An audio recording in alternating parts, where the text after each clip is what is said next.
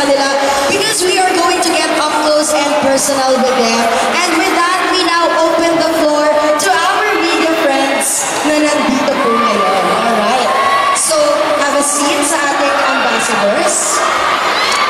Madam Bell, po tayo. Okay. Sobrang maganda naman ngayon natin sa naging madam. Okay. So, ngayon dito tayo sa ating media friends. Alright. Our first question is from our friends from Tribune. Nasaan po si Sir PJ? Sir PJ, kamusta po kayo, Sir PJ? Where is Sir PJ? Ayun. I'm here. Okay. Okay. Hi. Ayun. Okay. So, first of all, congratulations.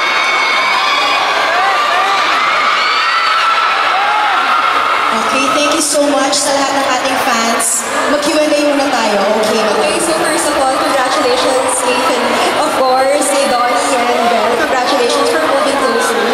Okay, so first and foremost, so my question is, tell us about your partner, Donnie and Belle. Is he or she more of intense red or fresh green kind of person? For context, Sir Felipe, kasi sa close-up, yung intense red, yun daw yung talagang all-out magmahal. Tapos yung cool green, yun yung parang chill lang, cool lang. So ano daw yung XP mo with Don Bell? Ano kaya nakikita mo? Is it intense red or cool green? Tama po? Yeah, my question is for Don Bell. For Don Bell, okay. For Don Bell muna, okay. Intense red Or cool green. cool green. Yes. Sa tingin mo, saan masaset na? Parang both eh. Both, yeah. So bakit naging both? Mix ng minsan kailangan. Being intense and cool at the same time. Oo, gano'n. Yeah. Diba? Dapat may qualities ka ng both. So totoo ba yun, Sir Philip? Is that true? Sa napansin ko sa kanila? Or sa akin ba? Pag ako kasi chill lang ako eh, so I think cool green. Thank you so much. Alright, thank you so much, Madam. Thank you so much, PJ. And now let's hear it from our friend from ABS-CBN. Nandito po si Sir Josh. Sir Josh? Okay, hi, Sir Josh! Hello. Question for Don Bell. This is not your first partnership with Close-Up. What keeps the two of you coming back to collaborate with the brand? Yeah, we've done a couple of projects now with Close-Up, even projects abroad, diba? I think what we love about the brand is that they always find ways to come up with something new. Like itong ginawa namin music video na to. First time namin natin gumawa ng music video na hindi, na may choices. Tapos hindi mo alam kung ano mangyayari. Yes. Diba? Parang yung audience yung pipili ng next na setup. So, what we love about this partnership, it's always fresh. There's always something new that it has to offer, and we just love the team as well. Yeah, and for me, I think it's really important that we both endorse a brand we believe in. And me talaga growing up, I really used to use Close-Up, and I'm so happy to be able to be part of their family, of course. And closer to everyone here, so... Thank you, Sir Josh! Okay, sino po ang may questions for our ambassadors? Nandiyan po ang ating microphone, I think. We have our friend from Inquirer. Nasaan po si Miss Jessica? Hi, Miss Jessica! Hi, first of all, congratulations po to the three of you. My question po for Don Bell. What's the difference po between filming a music video and filming a scene in a movie po? Wow.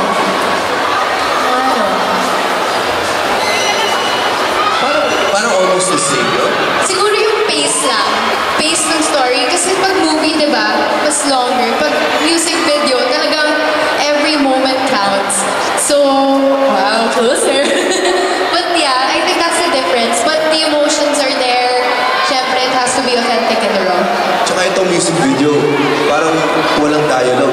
So you really have to express it through your actions and yung mga emotions na pinapakita. Unlike sa movie, diba?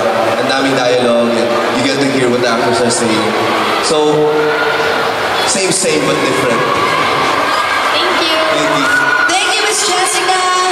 Now let's hear it from our friends from Manila Standard. We have Eccentric. Nasaan po? Ayun.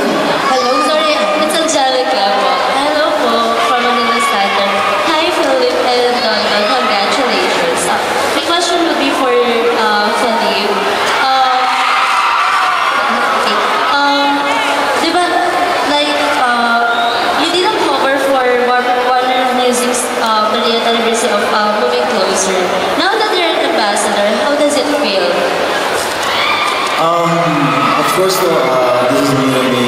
Pero yung jazz kasi na type of music is what I listen since I was a kid. So, ayun po, but I'm so, sobrang na-challenge ako kasi first time ko kasi maglabas ng ibang type of music.